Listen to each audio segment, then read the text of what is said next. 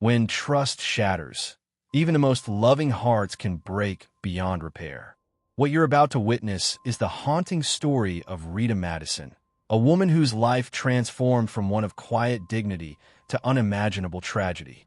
This isn't just another crime story. It's a deeply human tale about love, betrayal, and the breaking points we all carry within us. Stay with me until the end, because the twists in this real-life nightmare might forever change how you view the people closest to you. Rita Madison was the kind of woman people quietly admired from a distance. She didn't wear her pain on her sleeve, nor did she advertise her struggles. She was graceful in public, professional at work, and fiercely protective at home. Life had not been gentle with her, but she didn't expect life to be easy. She only hoped for moments of peace, stability, and family warmth. Her story began long before tragedy tore her world apart. She married young to her high school sweetheart, Daniel. They were inseparable, the kind of love that radiated quietly but deeply. Rita never imagined a world without him. They built a small but happy life together in a modest suburban home in the outskirts of the city. When Jane was born, their life felt complete. Daniel was a doting father, patient, kind, always bringing little surprises home for his daughter. Jane was his princess. But fate is cruel, and when Jane turned 15, everything collapsed. Daniel died in a horrific car accident on his way home from work. A drunk driver, swerving recklessly through the night, crashed head-on into his vehicle. The police call came at 3 in the morning, a moment that would scar Rita forever. She could still hear the officer's grim voice in her nightmares. Rita didn't cry that night, not immediately. Shock enveloped her like ice. She stood in silence, gripping the edge of the kitchen counter until her knuckles turned white. And then she walked to Jane's room, her innocent daughter fast asleep, unaware her father was gone forever. Before we continue with Rita's heartbreaking journey, if you're finding this story compelling, please take a moment to subscribe to our channel and hit the notification bell. Your support allows us to bring more powerful, true stories like this one. Now, let's return to Rita's struggle as a suddenly single mother. The funeral was quiet. Friends, neighbors, colleagues, everyone showed up to pay respects. But once the crowd left, reality sunk in. Rita sat on the edge of their bed, Daniel's scent still fresh on the pillow, and sobbed like a wounded animal. But life didn't wait for grief to finish. Bills piled up, responsibilities doubled. Jane was devastated too, but young grief is strange. Sometimes expressed in anger, sometimes in withdrawal. Rita worked harder than ever. She took a higher position in her marketing firm, long hours, weekend projects. She wanted Jane to have everything: college, security, a future. But the cracks slowly formed. Jane became distant. Her grades slipped slightly. Her eyes, once bright, became guarded. Rita noticed, but what could she do? Time wasn't her luxury anymore. The more money she earned, the less time she had to guide her daughter emotionally. By the time Jane turned 18, Rita could sense an invisible wall between them. That's when the loneliness began to suffocate her. She'd come home late to an empty house. Jane would be locked in her room, sometimes on her phone, sometimes on her laptop with headphones in, barely speaking unless necessary. Weekends were quiet. Dinner was often eaten in separate rooms. Rita blamed herself.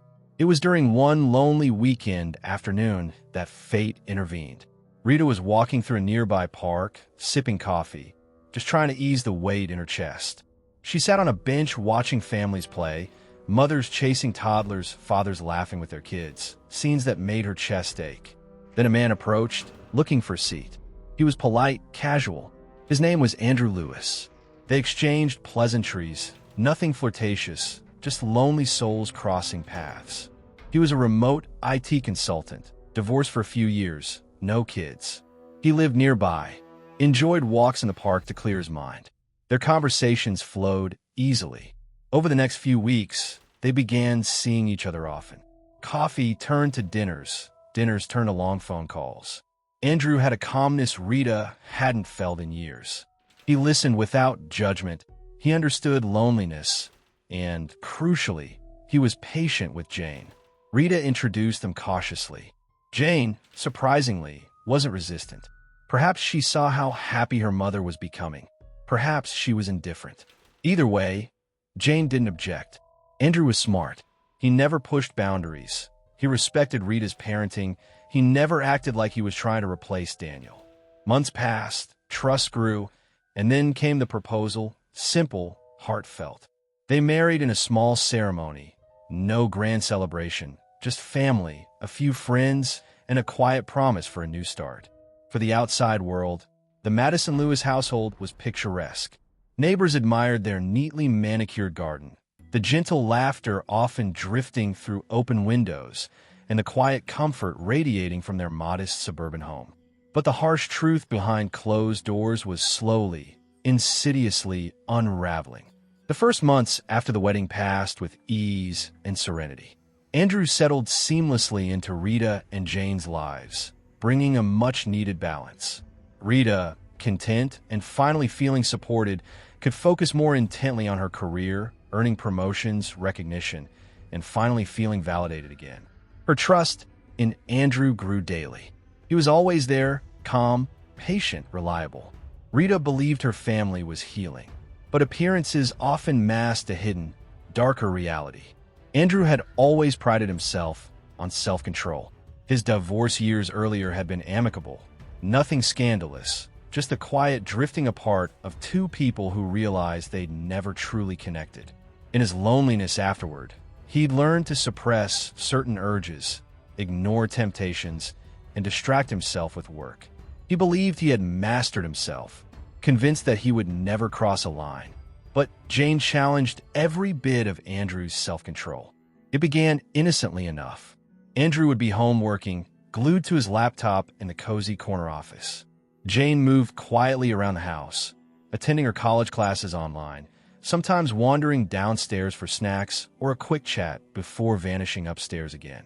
She was always polite, respectful, never giving him reason for suspicion, until one morning changed everything. Andrew had been lost in work, headphones on, deeply engaged in a conference call. The call ended abruptly, earlier than scheduled. He stood up, stretched, and stepped into the hallway, absent-mindedly heading toward the bathroom. The door swung open unexpectedly, and Jane stepped out, hair dripping wet, her slender figure barely concealed by a short towel wrapped carelessly around her body. Their eyes met, shock reflecting equally in both faces. For Jane, it was embarrassment. She blushed deeply, mumbled apologies, and quickly slipped into her bedroom. For Andrew, however, it was a far more complicated emotion. The brief glimpse of Jane's exposed skin awakened something primal, something Andrew had long buried deep within himself. It was unsettling, forbidden, and powerful. That fleeting moment took root inside Andrew's mind, infecting his thoughts, slowly at first, then gradually becoming obsessive. Over the following days, he found his eyes drawn more frequently toward Jane.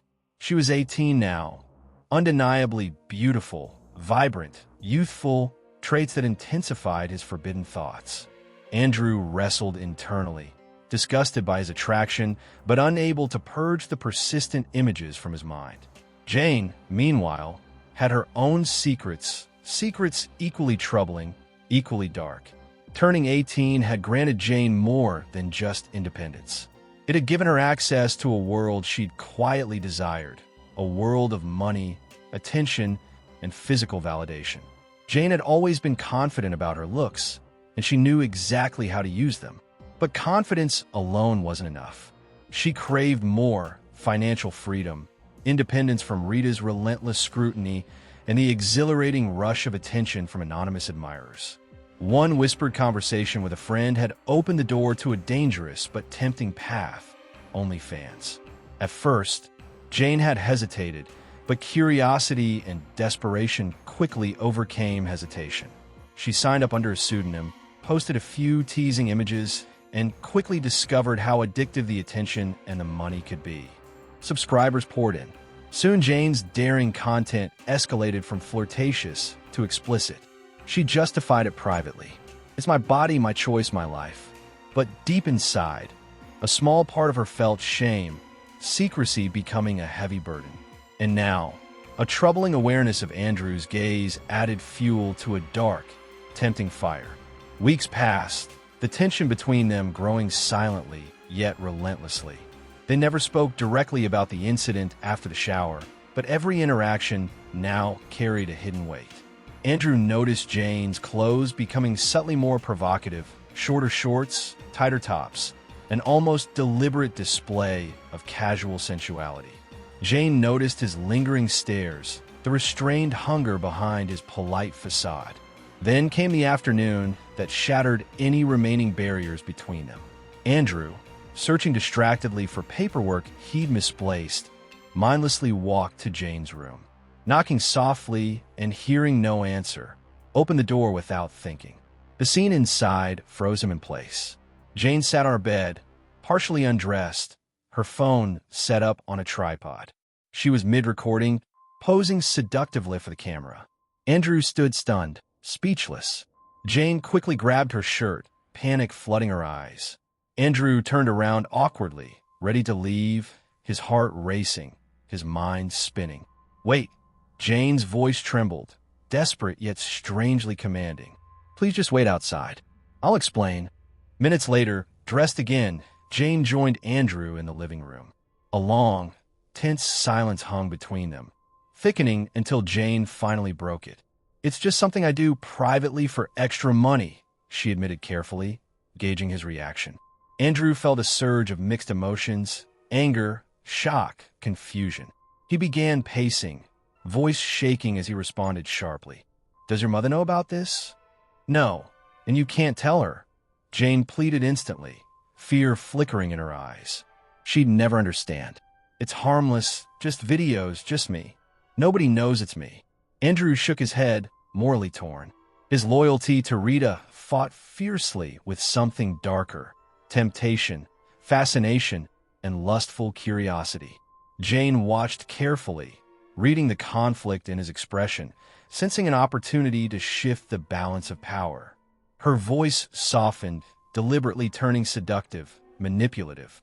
"It's harmless fun, Andrew, and you wouldn't believe how much money I'm making. It could help us all," she whispered suggestively, slowly approaching him, eyes locked onto his. Andrew, stunned yet enthralled, remained frozen. Jane reached for her phone, calmly opening her earnings page. Numbers flashed across the screen, shockingly large sums she'd already earned from anonymous admirers. Andrew's eyes widened in disbelief and, despite himself, intrigue. Jane moved closer, voice dropping even lower, almost a whisper. "Imagine how much more we could make if we recorded something together." Andrew recoiled instinctively, shaking his head, mouth open but silent. Jane persisted, gently touching his shoulder, leaning closer. "Think about it, just one video, Andrew. No one would ever know it's us, anonymous, easy money." Andrew's resistance weakened, overshadowed by greed, lust, and dangerous temptation. Morality seemed distant, irrelevant. The line was there, clear and solid, yet suddenly, terrifyingly easy to cross. Days later, Andrew surrendered completely. They filmed their first explicit video together, shame and excitement blurring into a single intoxicating rush. Their content quickly escalated, becoming increasingly explicit, attracting massive attention online. Money poured in, secrecy deepened, but beneath the thrill lay intense paranoia. Andrew's guilt simmered quietly. Jane's unease grew slowly, both knowing their dark secret could destroy them entirely. They continued recording, trapped in a cycle fueled by lust, greed, and forbidden excitement. Andrew became obsessed, addicted to the physical thrill, to Jane's youthful beauty, to the adrenaline rush of secrecy. Jane, equally consumed by wealth and validation, ignored the ethical alarm bells ringing faintly in the back of her mind. Unaware of the truth, Rita continued working late nights, blindly trusting Andrew, believing Jane was thriving. Her exhaustion masked the subtle cues. She missed the secretive whispers, the awkward glances, the underlying tension permeating the household. But betrayal, no matter how carefully concealed, always claws its way out of darkness in a brutal, unforgiving daylight. And soon, a friend's accidental discovery would tear their carefully crafted illusion apart, setting in motion events that would transform quiet secrecy into tragedy. Secrets are fragile illusions, carefully woven but inevitably doomed to unravel. No matter how deep Jane and Andrew buried their deception, fate had its own ruthless way of exposing the truth, shattering everything they'd selfishly risked. Georgia Williams had been Jane's best friend since middle school. Georgia was sweet, loyal, quiet, the kind of friend who listened more than she spoke. Though shy, she noticed far more than she revealed. Recently, Georgia sensed something had changed dramatically in Jane's behavior. Jane had grown distant, secretive, evasive, always declining invitations, always busy, but never explaining clearly why. One quiet evening, while casually scrolling online, Georgia stumbled upon something that made her blood run cold. She was browsing through popular OnlyFans profiles, mostly out of bored curiosity and teenage fascination with the hidden lives behind anonymous faces. But a familiar tattoo caught her attention, a small butterfly inked delicately on the lower back. Georgia froze, recognizing it instantly. She remembered when Jane had gotten that tattoo, laughing nervously at the rebelliousness of the act. Georgia's heart raced as she clicked further into the profile, anxiety gripping her tighter with each new image. There was Jane, her best friend, exposed, explicit, shamelessly displaying herself online. But the shock deepened violently when Georgia scrolled further, discovering videos even more horrifyingly explicit. Her heart stopped entirely at the thumbnail of one particular video. There was Jane, entwined intimately with a man whose face, though blurred slightly, was unmistakably familiar. Georgia felt nausea surge violently inside her as realization crashed down. The blurred features, the familiar build, the unmistakable hints were undeniable. It was Andrew, Jane's stepfather. Georgia trembled uncontrollably, tears filling her eyes. This was beyond anything she'd imagined, a betrayal so dark, so destructive. She felt sick. She struggled with confusion and anger, grief and disbelief, panic and disgust, all tangled messily within her chest. At first, Georgia debated confronting Jane directly, but fear and revulsion silenced her courage. Instead, she decided someone had to know, someone who could intervene before this spiral of darkness consumed Jane completely. With shaking hands, she opened an anonymous email account and typed out a brief, yet devastating message addressed to Rita. "You don't know me, but I'm a friend of your daughter Jane. I'm sending you something you need to see. I'm sorry to hurt you, but Jane has crossed a line, and I don't know how else to help. Please understand this is serious." She attached the explicit video, took a deep breath, and pressed send, forever altering the course of several lives. Across town, Rita sat in her spacious office, weary from another long day. The quiet hum of fluorescent lights was soothingly mundane. Her thoughts lingered on simpler times. Suddenly, her computer pinged softly, a new email notification. Casually clicking open the anonymous message, Rita's expression changed rapidly. Her pulse quickened. The cryptic text unsettled her deeply. Dread curled sharply in her gut as she clicked on the video link. Her breath stilled, anticipating some minor teenage indiscretion, perhaps drugs, drinking, or reckless partying. What she witnessed next tore her soul apart. On screen, Jane appeared, unmistakably recognizable, her face clearly visible. But the horrifying shock deepened brutally as Andrew's presence became clear. Rita's mind raced, fighting desperate denial even as the video played on, exposing undeniable proof. Her daughter, her precious Jane, and Andrew, her trusted husband, engaged in the most intimate betrayal imaginable. Rita's entire world collapsed in slow motion. Her body went numb. Anguish like she'd never known flooded her heart, and shock stole every scream, every sob, every shred of anger. She sat frozen, forced to watch the nightmare playing out vividly before her eyes. When the video ended, Silence echoed loudly. Rita trembled uncontrollably, shattered beyond recognition. Rage and agony danced violently inside her chest, burning away all sense of reason, trust, or forgiveness. Thoughts raced chaotically, self-blame taunting her cruelly. How could I have missed this? How could they do this? Rita felt completely shattered, failed as a wife, destroyed as a mother. Then came clarity, icy, dangerous, merciless. The humiliation, betrayal, and violation Rita felt now ignited into furious, violent determination. Without hesitation, Rita left work abruptly, ignoring her coworkers' concerned glances. Her heart pounded angrily, clarity crystallizing into cold resolution. On her drive home, she wrestled violently with tormenting thoughts, memories twisting painfully. Anger boiled over into vengeance.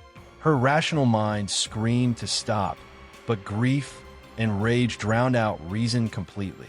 Rita parked briefly at a gun store, stepping inside mechanically, her eyes hollow with raw determination.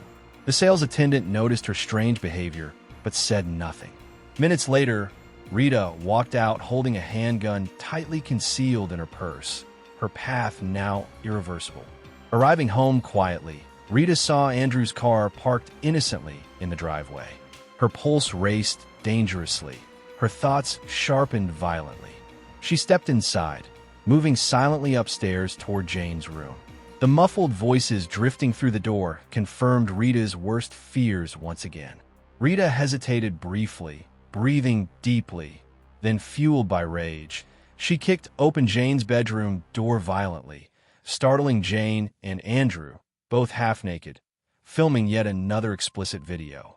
Jane gasped loudly, panic filling her voice instantly. "Mom, you're home early." Andrew stumbled backward, scrambling to dress, shock and terror clear on his face. Rita's voice was terrifyingly calm, dangerously controlled. "Don't bother explaining. I already know everything. I've seen your disgusting betrayal." Both froze immediately, desperate pleas already forming in their guilty eyes. Jane sobbed uncontrollably, begging instantly. "Mom, please, let us explain." Rita shook her head coldly, her heart bleeding openly with each passing second. "Explain?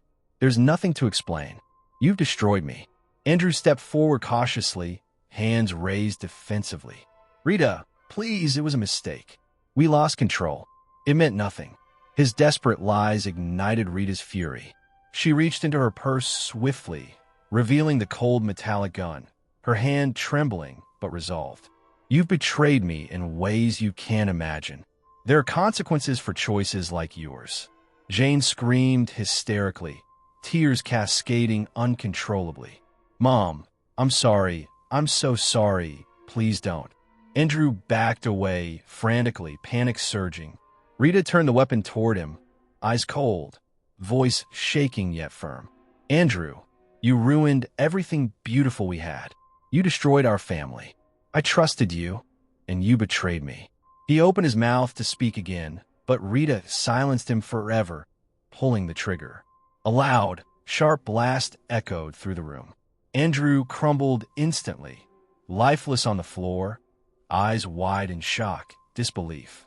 Jane shrieked hysterically, falling to her knees, begging wildly for mercy. "Mom, no, Mom. I'll do anything. I'll stop everything. I swear, please don't kill me." Rita's heart broke completely at Jane's desperate pleas.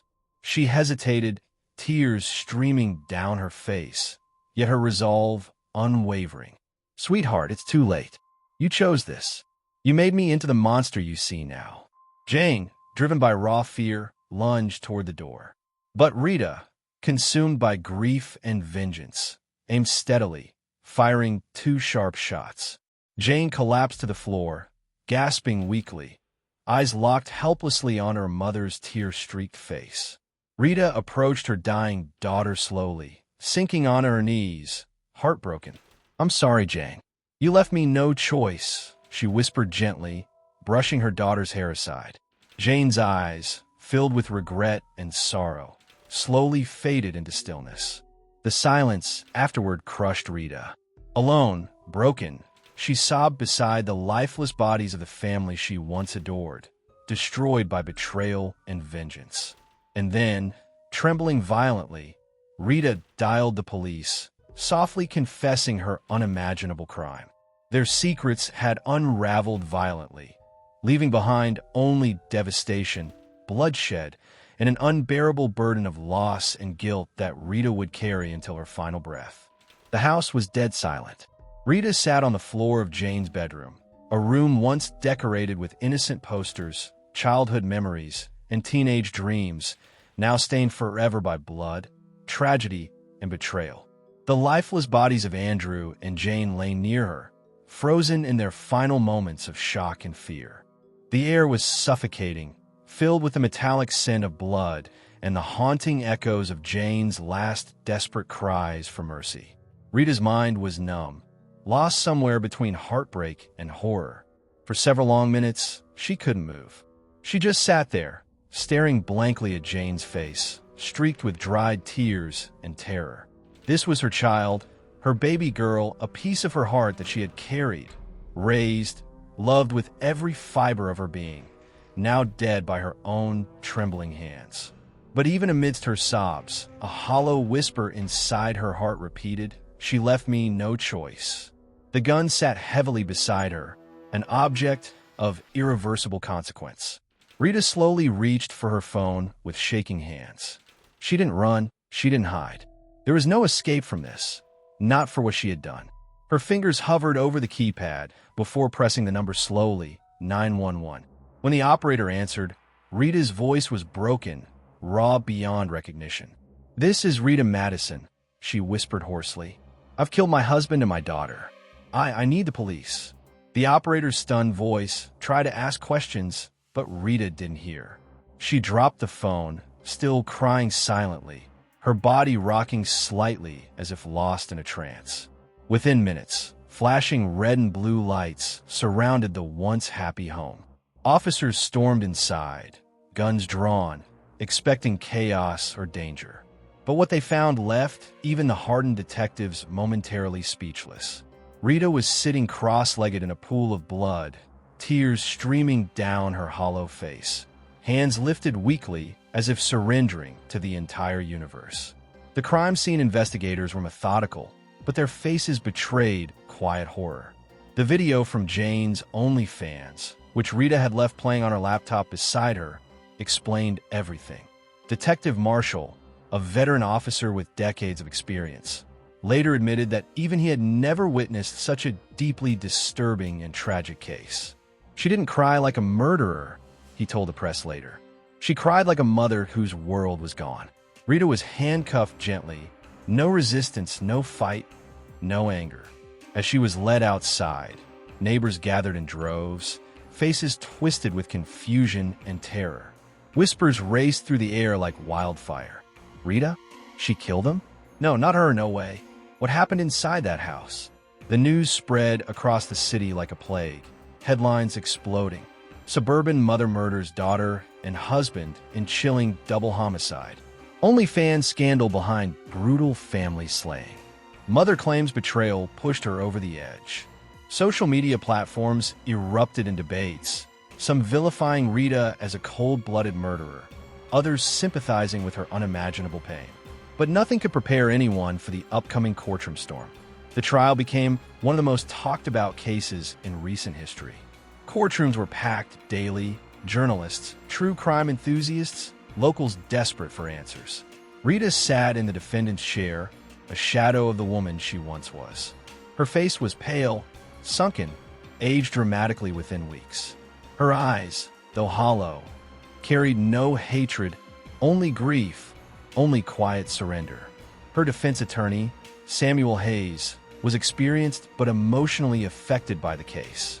During opening statements, he painted a haunting portrait of a mother broken beyond repair. "This isn't a story of malice, greed, or calculated murder," he told the court passionately. "This is the story of a mother pushed to the edge, betrayed by the very people she trusted most in this world." The prosecution wasn't heartless. Even they acknowledged the horror of Rita's discovery. But they pressed hard on the law. Murder is murder, the district attorney argued firmly. Pain doesn't justify execution. Betrayal doesn't warrant vigilante justice. But it was Rita's own testimony that would silence the courtroom, leaving many in tears. Taking the stand, voice shaking but honest, she bared her soul before the world.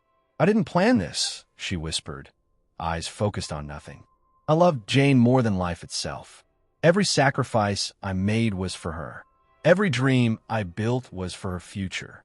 But when I saw what she'd become, when I saw Andrew, the man I trusted, violating everything sacred in our home, something inside me broke."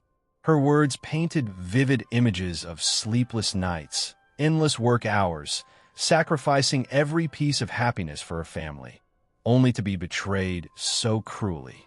"I know what I did is unforgivable," she whispered, voice trembling. "I will carry this sin with me forever." But in that moment, watching them laugh, touch, film their shame, I lost myself. The courtroom was silent. Even the harshest critics found themselves torn. Was Rita a cold murderer or a mother driven insane by betrayal? No heart could bear. The jury deliberated for days. Arguments raged back and forth, some believing Rita deserved life imprisonment for her actions. Others argued for leniency, claiming temporary insanity, emotional trauma, and betrayal pushed her to act in the heat of the moment. In the end, the verdict was mixed. Rita was found guilty of voluntary manslaughter, not premeditated murder. The court acknowledged her fragile mental state, the unimaginable circumstances, and the horror of her discovery. Her sentence was reduced, not an acquittal, but not life imprisonment either. 15 years in prison, a compromise between justice and mercy. Years later, the world moved on. The Madison house was sold, the walls scrubbed clean of blood, but forever haunted by memories no paint could erase. Neighbors still spoke of Rita in hushed tones, some visiting her occasionally in prison, finding her quieter, gentler, almost peaceful in her sorrow. In interviews, Rita never sought pity. "I don't expect forgiveness," she told a reporter. "Not from the world, not from God, and especially not from Jane. My punishment isn't the years in prison.